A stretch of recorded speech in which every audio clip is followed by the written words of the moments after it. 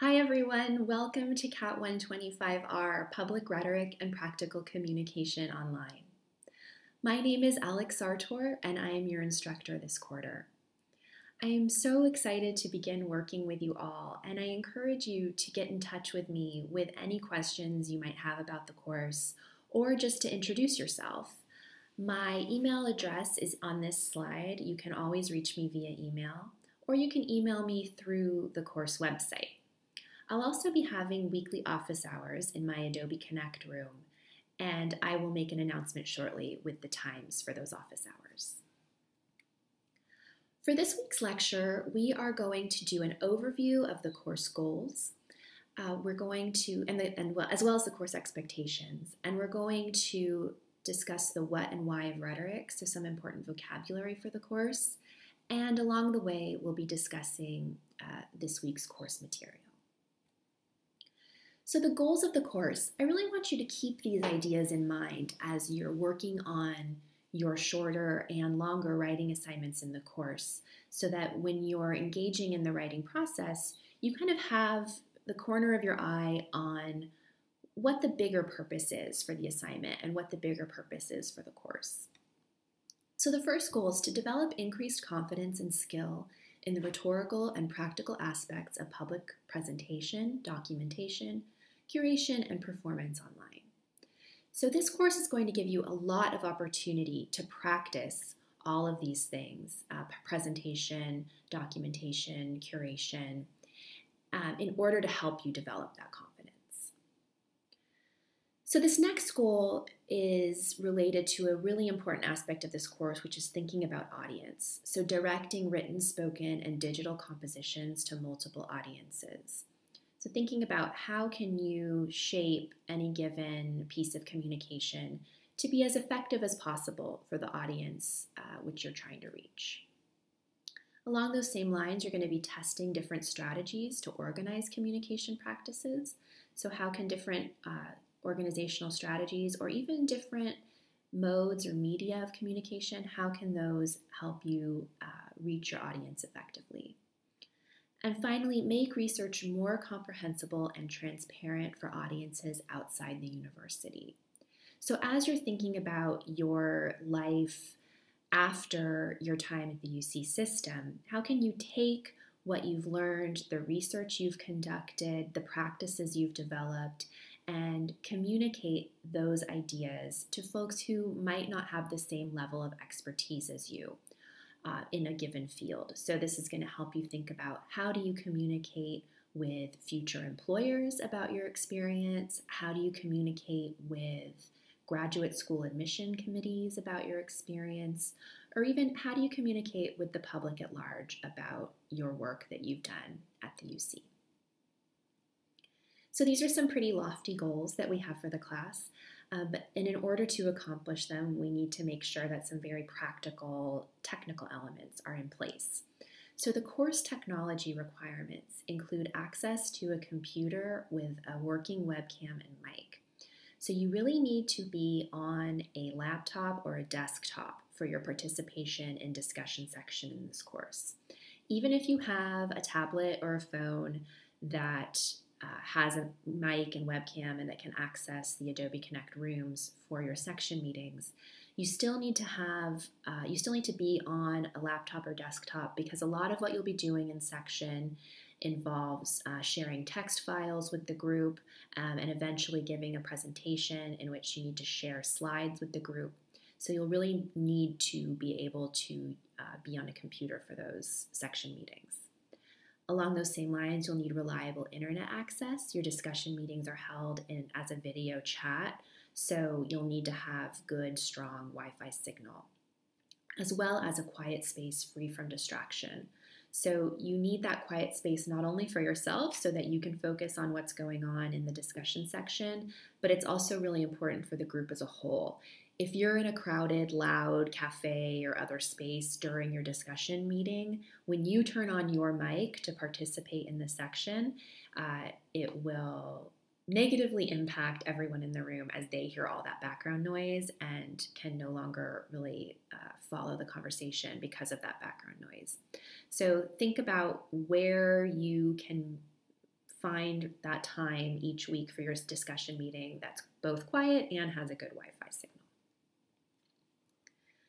You'll access those section meetings via Adobe Connect, and you'll get to the Adobe Connect rooms through the course website, through the toolbar on the left-hand side of the page. Once you click on that link, that Adobe Connect Rooms link, you'll see a room for each TA. So you can find your section meeting either via your TA's name or the section times are listed there as well. Once you have joined your Adobe Connect room, make sure that you connect your audio and video so that you can participate in the section, and you'll do that via the toolbar at the top of the Adobe Connect room. Attendance is really crucial for this course, as it is with all writing courses. I often compare attendance in a writing course to attendance in a lab course, in that in order to really do the work of the course, you have to be there. So for this course, that means showing up, and it means participating on a regular and active basis in the discussion meetings. Your TAs will make that easy for you by giving you a lot of opportunities to participate, and you need to just take advantage of those opportunities and make sure that you have the technology aspects of the course sorted out so that you can engage in the section meeting on a regular basis. Excessive absences in this course, meaning more than 2 section meetings, will certainly negatively impact your grade and can potentially be grounds for failure in the course. Another major aspect of this course is the Zaption tour. So you are participating in a Zaption tour right now by viewing this video. You'll watch multiple Zaption tours each week that will pause the video lecture and ask you questions about what you've just seen. Your TAs and I will use the responses to these questions to help us shape what goes on in the discussion meetings, as well as the content of these weekly introductory videos. So they're really important not only to give you a more interactive experience with the lectures, but they're also important to us in terms of shaping the content of the course. You'll complete these Zaption tours on a weekly basis. You need to complete all the tours in a given week in order to receive credit for that week.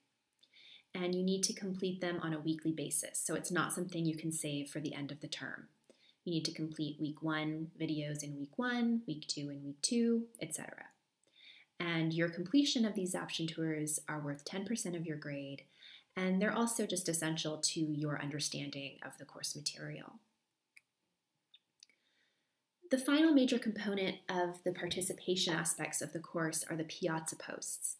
So like Adobe Connect and like Zaption tours, you will access the Piazza posts via the toolbar on the left-hand side of the course page. Sometimes students get confused early in the quarter and will go directly to piazza.com or zaption.com. That will not work. You need to access these through the course website.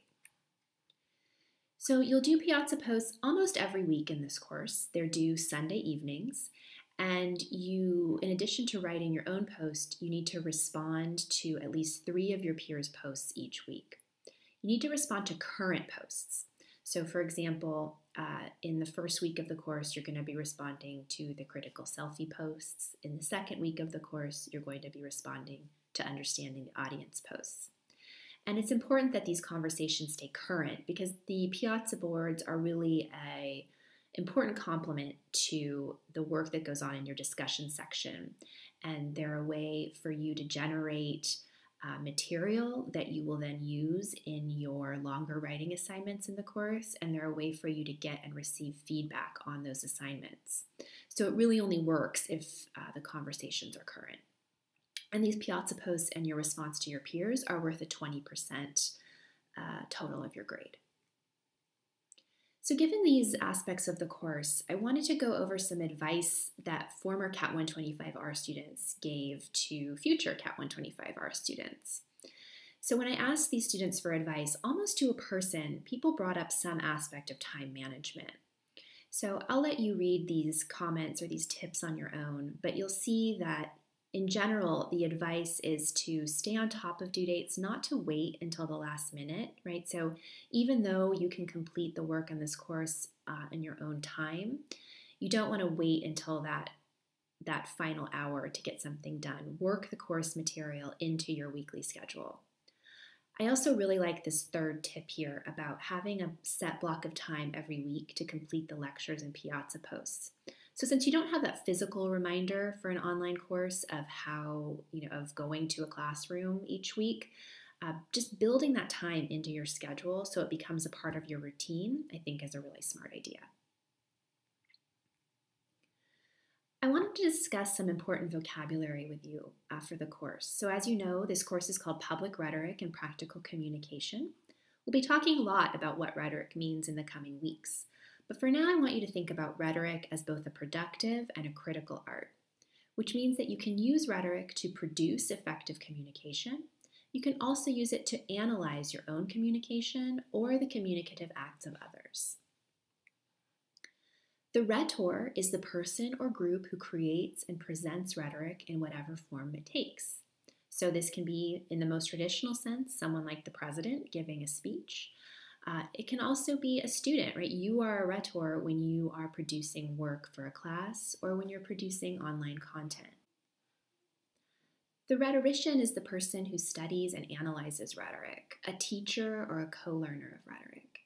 The first rhetorician you'll be introduced to in this course is Jonathan Alexander, who is a faculty member at UCI and an expert in digital rhetoric. He'll be introducing you to the idea of rhetorical analysis via discussion of Facebook and identity. Your position in this course is a unique one in that you are both rhetor and rhetorician, which means you are producing content in this class and you are also analyzing your own work and the work of your peers.